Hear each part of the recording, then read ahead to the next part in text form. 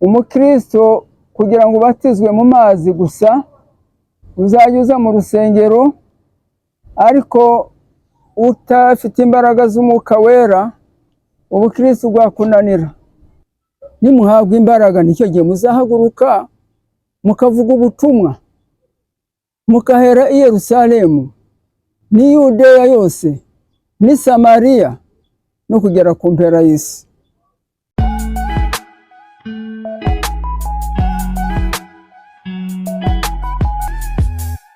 Yesu ashimwe bene data, ndabasuhuza mu izina rya Yesu Kristo, umwami n'umukiza wacu.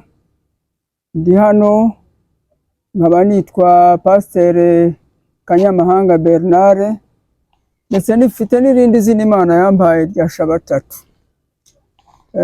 Nkaba ndi umushumba w'itorero rya Maranatha hano mu karere ka Rusizi mu murenge wa Kamembe, ndetse mpagarariye na regiyo y'intara y'Iburengerazuba. Nkaba nifuje yuko twaganira ku ijambo ritwibutsa iminsi mikuru tugezemo. Hari umunsi umwe utambutse wa Pasaka, uyu munsi tukaba twegereje kwinjira mu munsi mukuru wa Pentecoste. Hamwe n'ibyo nifuje yuko twaganira ku ijambo ry'Imana ryerekeranye na Pentecoste. Aho tusoma, reka dusome mu gitabo cy'Ibyakozwe n'Intumwa mu gice cya mbere murongo wa 3 kugeza ku murongo wa 8. Niho ijambo nashaka ko tuganiraho riboneka aho ngaho. Aravuga ngo amaze kubabazwa ababonekera ari muzima, atanga ibimenyetso byinshi, agumya kubabonekera mu minsi 40 avuga iby'ubwami bw'Imana.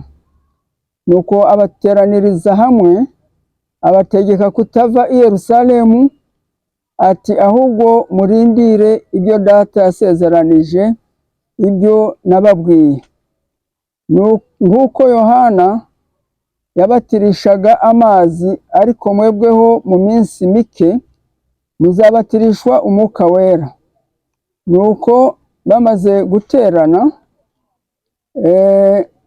baramubaza bati, mbese mwami, iki ni cyo gihe wenda kugaruriramo ubwami mu Bisirayeli? Arabasubiza ati, si ibyanyu kumenya iby'iminsi cyangwa ibihe data yagennye, mu butware bwe wenyine. Ku murongo wa 8, icyakora naho nashaka ko dutekerezaho. Icyakora muzahabwa imbaraga umwuka wera nabamanukira, kandi muzaba abagabo bo kumpamya i Yerusalemu ni Yudeya yose ni Samariya no kugeza ku mpera y'isi. Haleluya.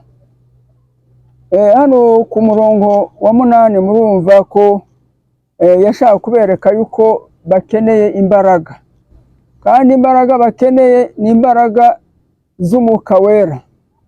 Umukristo kugira ngo ubatizwe mu mazi gusa uzajya uza mu rusengero, ariko utafite imbaraga z'umwuka wera ubukristo bwakunanira, ntabwo wabushobora.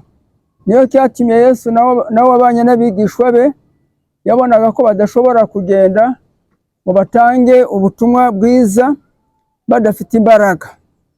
Imana ishimwe.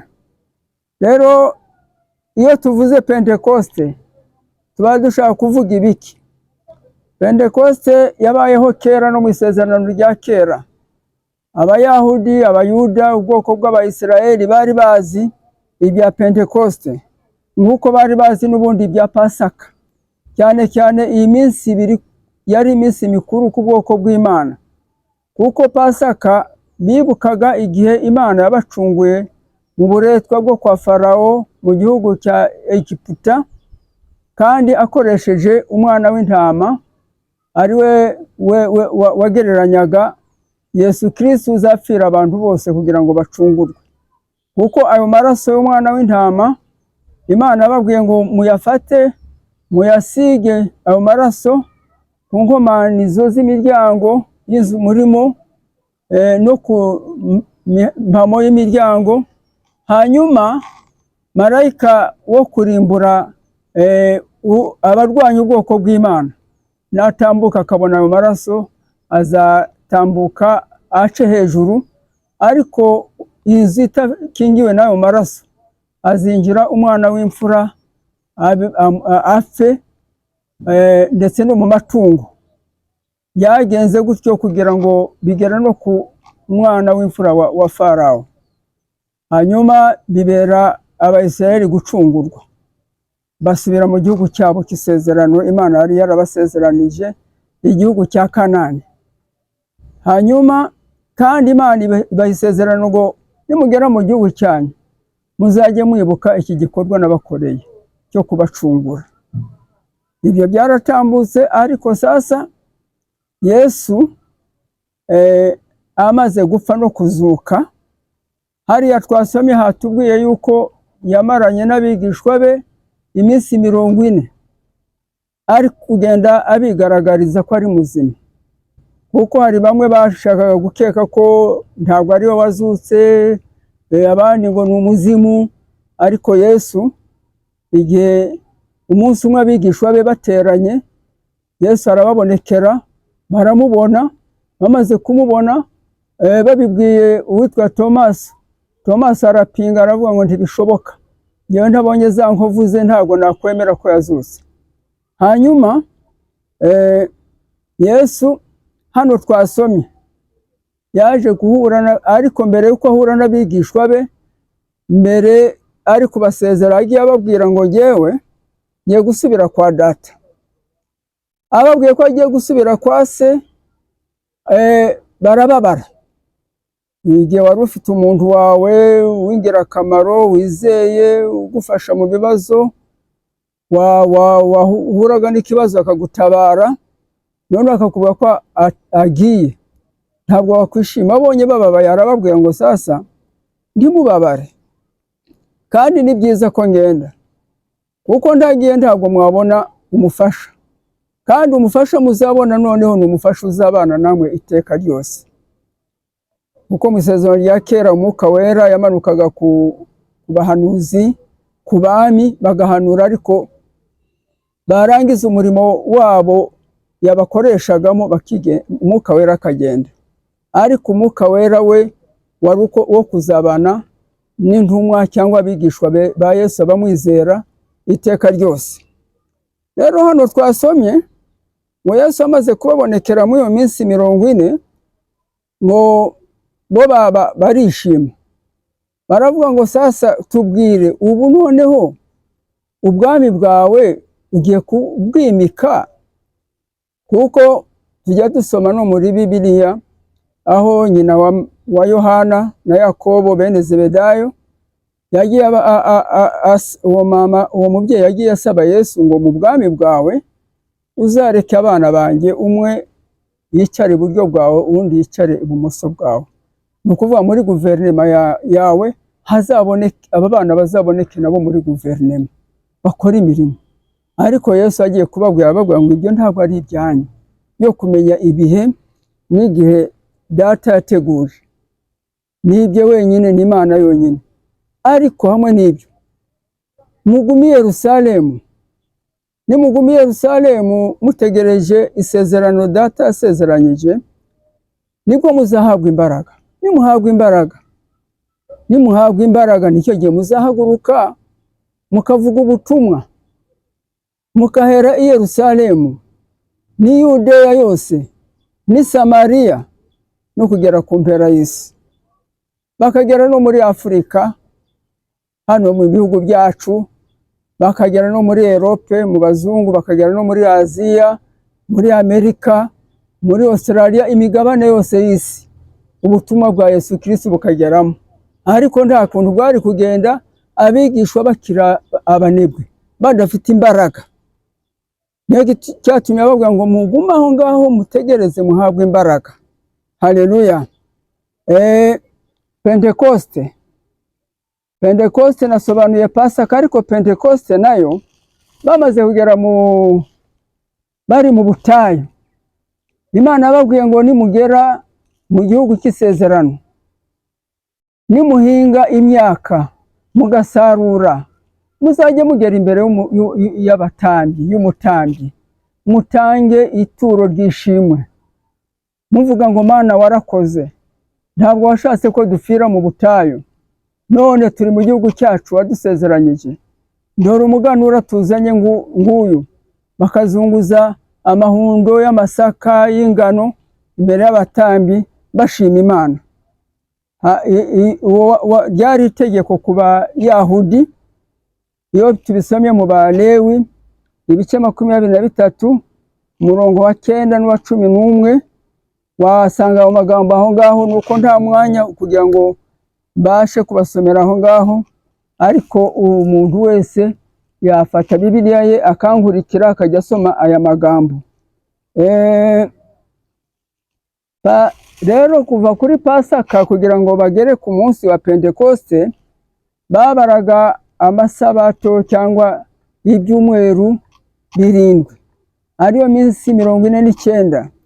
Uwa 50 niwo wari umunsi mukuru wo kujya imbere y'Imana bakajya gushima, ariwo munsi wa Pentekoste. N'Abayahudi bose bari baratatanye kubera uwo munsi mukuru, ukuntu bawubahirizaga, barawukundaga. Byari itegeko ry'Imana, Pasaka na Pentekoste. N'abagiye mu bihugu bya kure, urugero Yozefu na Mariya na Yesu, bagiye bafata urugendo bavuye Galilaya i Nazareti bakajya i Yerusalemu kugira ngo nabo babonekemo umunsi mukuru wo gushima Imana ko yabarinze, ko bagejeje ku munsi mukuru wa Pentekoste. Imana ishimwe cyane.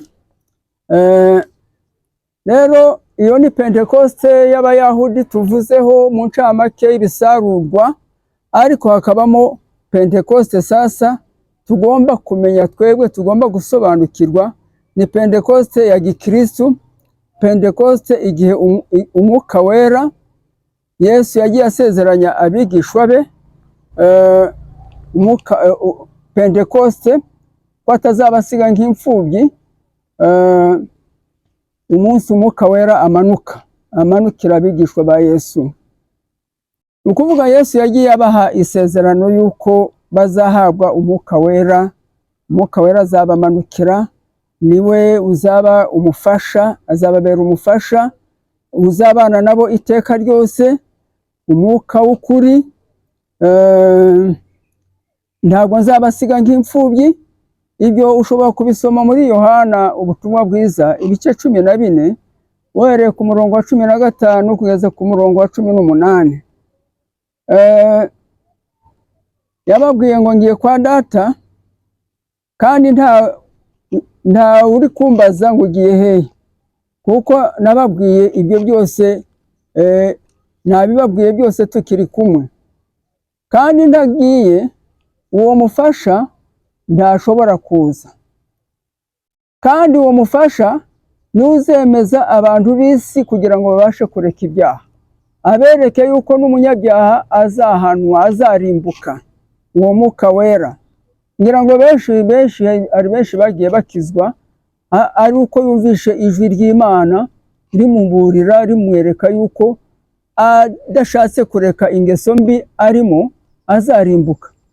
Benshi bagiye bahinduka. Umuntu atanze ubuhamya, twese twatanga ubuhamya ukuntu umwuka wera, ntabwo twabonye Yesu, ariko umwuka wera we arakora kugeza none. Niwe usigaye atuma abantu bihana, atuma abantu bizera Yesu Kristo. Yesu yababwiye abigishwa be mu bice 28 bya Matayo, murongo wa 19 n'umurongo wa 20, arababwira ngo mugende mu isi yose muvuge ubutumwa ku baremwe bose, uwizera akabatizwa azakizwa. Rero abigishwa bagombaga kugenda bakajya kuvuga ubutumwa, bakavuga ko Yesu ari muzima. Hari abantu benshi bapinga Yesu kugeza ubu ngubu, ngo Yesu ntabwo ari we wapfuye, ngo Yesu ntaba yarapfuye, ntabwo yazutse, ndetse n'umunsi azuka muzi ko hari abasirikari bagiye kubwira abayahudi abatambyi ngo Yesu yazutse, babaha amafaranga baravuga ngo hoya ntimuvuge ko yazutse, kuko nimuvuga ko yazutse arakomeza yamamare ku isi hose, ariko mufate amafaranga mubeshe muvuye ko mwari musinziriye, hanyuma abigishwa be baraza baramwiba. Niyo makuru mugomba kuvuga ayo ngayo. Kandi Pilato umwami nashaka kubakurikirana, tuzamenya ukuntu tuzavugana nawe. Rero ubutumwa bwa Yesu Kristo ko ari muzima bwagombaga kuvugwa ku isi yose, bukagera ahantu hose. Ariko abigishwa sasa Yesu yabarebye abagenzuye asanga nta mbaraga bafite zo guhangana n'abayahudi, bamufashe baramwica bamuhora ubusa. Abona yuko abo bigishwa bagomba kuguma batuje, bakaguma ahantu hamwe bagategereza izo mbaraga z'Umwuka Wera. Imana ishimwe cyane. Rero muzi amakuru y'umwigishwa wa Yesu witwa Petero. Petero Yesu ari kubabwira abigishwa be ngo tugiye Yerusalemu, ariko nta kindi kizambaho. Ngewe ndagera iriya banyice, ngiye gupfa, ngiye kubabazwa, banyice urupfu rubi, bamanike no ku musaraba, ariko nyuma y'iminsi 3 nzazuka mu bapfuye. Petero ngo nta wagukoraho nyabona, ntawe, naba no gupfa twapfana twembi. Yesu aramubwira ngo nyamara Petero, iri joro ntabwo isake iza kubika 3 utaranyihakana 3 kutanzi. Nta niko byagenze. Yesu ageze kwa Kayafa saa 9 z'ijoro, ari kubona ukuntu Yesu bari kumugora bamutuka bamukubita, batangiye kumubaza ngo ariko nawe wari kumwe na wa mugabo?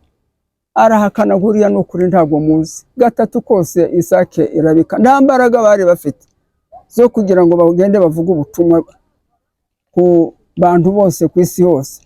Reka twongere dusome umunsi wa Pentekoste uko byagenze sasa, turebe n'aba bigishwa n'aba ari ukuri baravuye mu bwoba bagatangira kuvuga ubutumwa. Dusome ibyakozwe n'intumwa ibice 2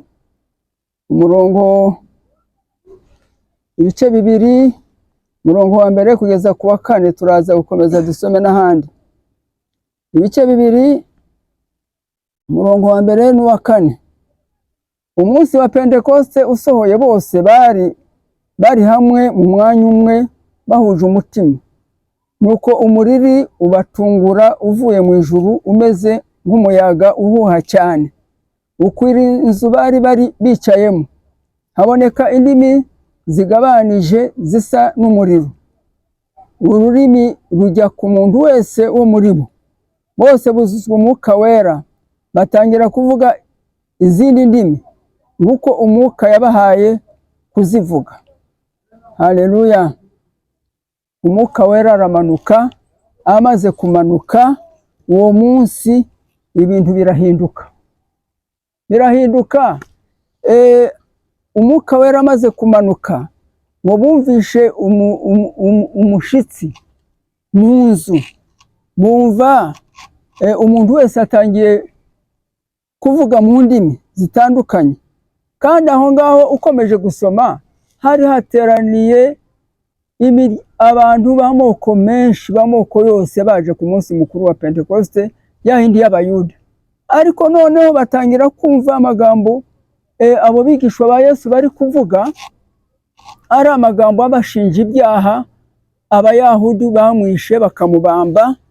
Reka n'ubundi dusome dusimbuke ku murongo wa 12.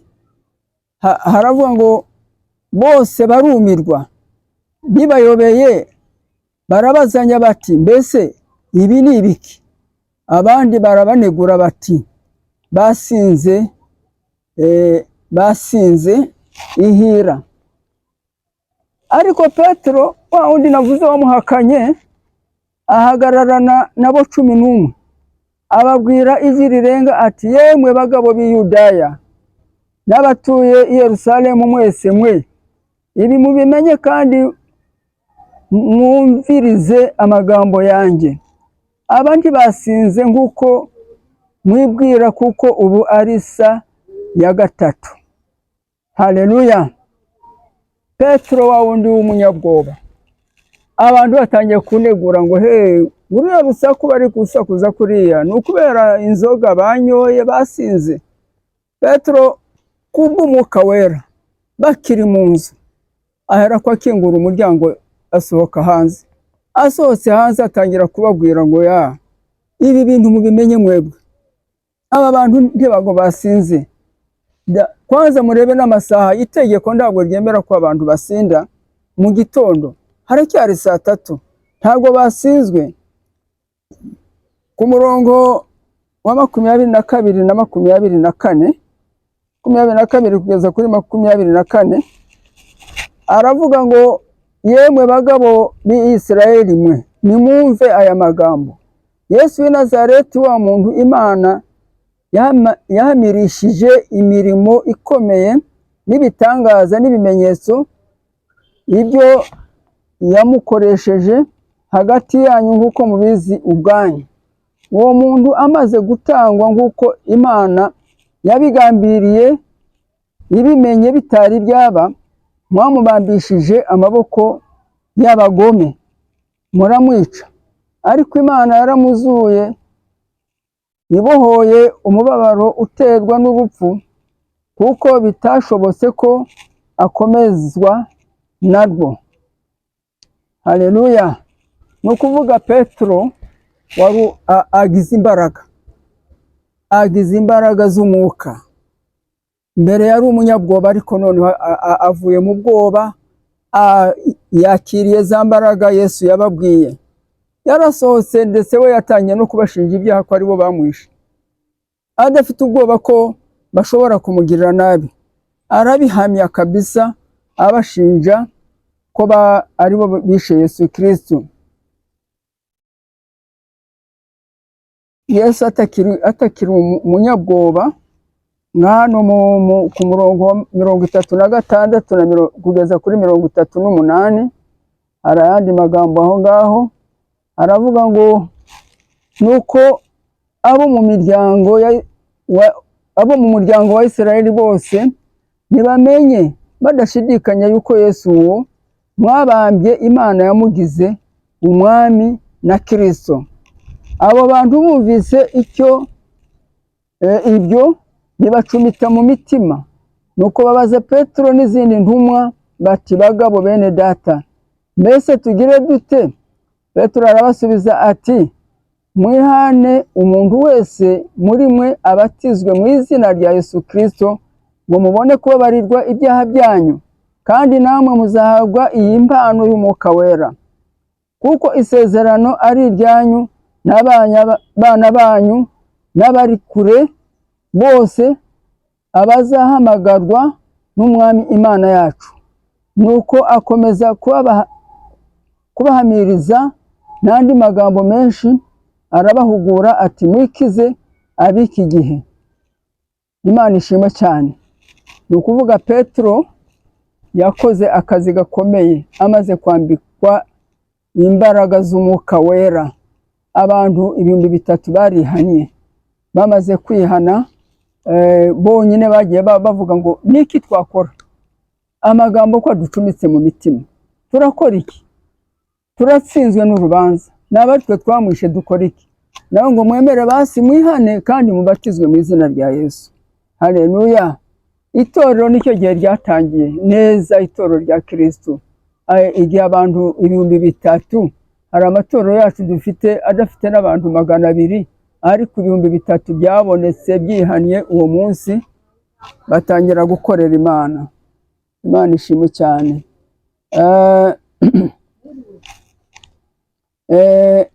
Itorero rero ko ritangira uwo munsi wa Pentekoste. Ibitangaza byabaye ku munsi wa Pentekoste. Hari igihe Petero mu bice bitatu, Petero yakijije ikimuga. Ni ukuvuga aho ngaho iyo uhasomye mu bice bitatu, turi kugenda hariya mu bice mu byakozwe n'intumwa, tuvuye mu bice bibiri tugeze mu bice bitatu. Yesu yakoze ibitangaza, Petero yakoze ibitangaza mu izina rya Yesu. Haravuga mu bice bitatu, umurongo wa mbere ukuntu Yesu yakije ikimuga. Reka tureke gusoma amagambo yose, ariko wowe wasoma amagambo yose hano mu bice bitatu uhereye ku murongo wa mbere, ariko reka duhere ku murongo wa 13. Mu bice 13, mu bice bitatu, ntabwo ari 13, mu bice bitatu. Hano haravuga ukuntu Yesu yagiye gusenga mu rusengero. Aho ngaho ahageze hari ikimuga. Icyo kimuga ni umuntu wavutse aremaye ibirenge. Mu Kinyarwanda tuvuga ko umuntu ari umuntu ubana n'ubumuga. Yarahekagwa agashyirwa ku irembo ry'urusengero ryitwa Ryiza kugira ngo asabirize abinjira mu rusengero. Abonye Petero na Yohana bagiye kwinjira mu rusengero, arababaza ati ngo bamuhe. Petero na Yohana baramutumbira. Petero aramubwira ati uturebe. Abitaho agira ngo hari icyo bamuha. Petero aramubwira ati ifeza n'izahabu ntabyo mfite, ahubwo icyo mfite ndakiguha. Mu izina rya Yesu Kristo w'i Nazareti, haguruka ugende. Amufata ukuboko kw'iburyo aramuhagurutsa. Uwo mwanya ibirenge bye n'ubukombambari birakomera. Arabandaduka, arahagarara, aratambuka yinjira nabo mu rusengero, atambuka yitera hejuru ashima Imana. Ni ukuvuga iki ni igitangaza Petero yakoze. Hari ibyo yakoze yigisha abantu barihana, hari n'ibyo yakoze b'igitangaza byo gukiza iki kimuga. Ni ukuvuga yakoze imirimo myinshi amaze kugira imbaraga. Mukristo akwiriye kugira imbaraga. Haleluya. Yesu yari yarababwiye ngo muzagende muvuge ubutumwa. Nta mwanya bari kuvuga ukuntu bavuye i Yerusalemu bakavuga ubutumwa i Samariya bagakomeza. Ariko hano mu bice 4, umurongo wa mbere kugeza ku wa 4, hari ahandi abandi bantu bongeye kwihana. Haravuga ngo abatambyi bafata Petero na Yohana, bakivugana n'abantu. Abatambyi bazana aho bari n'umutware w'urusengero n'abasadukayi, bababajwe cyane nuko bigisha abantu kubabarirwa yuko kuzuka kw'abapfuye kwabonetse kuri Yesu. Barabafata maze kuko bwari bugorobye babashyira mu nzu y'imbohe kugeza mu gitondo. Ariko benshi mu bumvise ijambo ry'Imana barizera. Umubare w'abagabo uragwira uba 5,000. Itorero ritangira kubona abayoboke, kunguka abayoboke, kubera ko abavugaga ubutumwa bari bamaze kugira imbaraga. Imana ishimwe cyane. Rero dukwiriye natwe kugira imbaraga. Abakristo uyu munsi, iyi minsi turimo niyo gusaba Imana ikaduha imbaraga. Abangaba bakoreye Imana bahabwa imbaraga, ndetse no mu rupfu rwabo bapfuye kigabo. Bababwiye ngo bihakane Yesu, banga kwihakana Yesu. Uyu Petero, historia cyangwa amakomantere avuga yuko mu kubica hariya i Roma babaziza Yesu Kristo, kuko bitaga Yesu ko ari umwami. Abami nabo bakagira ishari ngo hari uwundi mwami utari nani Kayizari. Noneho bagiye kuvuga ngo bagiye kubamba Petero ku giti. Petero aravuga ngo ngewe nta muntu ndi gupfira. Umwami wanjye ni wapfiriye abantu, ariko ngewe ntimumbambe nk'uko mwabambye umwami wanjye. Muncurike. Yemera ko bamucurika, umutwe ujya hasi, amaguru ajya hejuru. Apfa nk'intwari apfiriye umwami Yesu. Rero dusenga Imana itwambika imbaraga, natwe abakozi b'Imana dukeneye imbaraga, abakristo bakeneye imbaraga, tubone n'ukuntu twavuga n'ubutumwa abantu bihane. Turi mu minsi ya nyuma, abantu bahinduke. Uyu Mwuka Wera tumusanga mu Isezerano mu Itangiriro, tukamusanga no mu gitabo cya nyuma cy'ibyahishuriwe Yohana. Mu Itangiriro aravuga ngo Imana iri kurema, ngo Umwuka w'Imana wabaga hejuru y'amazi, bari gufatikanya mu bikorwa byo kurema. Mu Isezerano rishya mu byahishuriwe Yohana, mu Mwuka n'umugeni barahamagara ngo ngwino Kristo, ngwino Mwami. Ni ukuvuga Umwuka Wera n'ubundi utamufite ntabwo azazamuka impanda nivuga. Tugomba kwizera Yesu Kristo, tugahabwa imbaraga z'Umwuka Wera kugira ngo tuzabashe kuzamuka tubane n'Umwami Yesu mu bwami bw'Imana yagiye kudutegurira. Yohana, ubutumwa bwiza nk'uko bwanditswe na Yohana, mu bice bitatu hari umugabo witwa Nikodemu. Nikodemu ngo yabonye ibyo Yesu akora, kandi ari umukuru w'idini, w'umuyobozi. Aravuga ngo uyu muntu hari icyo andusha. Uwamusanga akamugira inama, ahitamo kumusanga nijoro, aramubwira ngo Mwami wanjye, Mwarimu, nakora iki kugira ngo mpabwe ubwami bw'Imana, ubwami buhoraho? Aravuga ngo umuntu atavutse ubwa kabiri ntabwo ashobora kwinjira mu bwami bw'Imana. Ni ukuvuga tukeneye kuvuka ubwa kabiri, tugahindurwa, guhinduka tukavuka ubwa kabiri. Ni Umwuka Wera uzabikora mu bugingo bwacu. Rero bene data, ndabifuriza Pentekoste nziza yo kuzuzwa Umwuka Wera, yo guhabwa imbaraga, yo gukorera Imana, kugira ngo Yesu nagaruka n'ubundi tuzabane nawe mu bwami bwe. Murakoze mwese abanyumvishije, Imana ibaha umugisha. Reka n'ubundi dusoze dusenga Imana.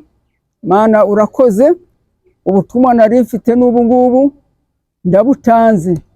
Hari bene data bagiye kubukurikira mu kanya, ubaha umugisha, bose babashe gusobanukirwa n'aya magambo. Hari ayo navuze kuyasobanura bikaba bigoranye, ariko Umwuka Wera wafashije bene data bagukoreye mbere Yesu, intumwa n'abigishwa bawe, n'ubundi adukoreshe kugira ngo igihe tuzatwumva ijambo ryawe ritugirire akamaro, riduhindure mu buzima bwacu, tubashe kugukorera. Yesu Kristo ushimwe Mana, uhabwe icyubahiro, kuko wavuze ko utazadusiga nk'imfubyi. Uzohereza Umwuka Wera, uzabana natwe iteka ryose. Tuzabana n'Umwuka Wera kugeza wa munsi tuzabonana nawe mu bwami bwawe. Udufashe twese, ni mu izina rya Yesu tubisabye, amen.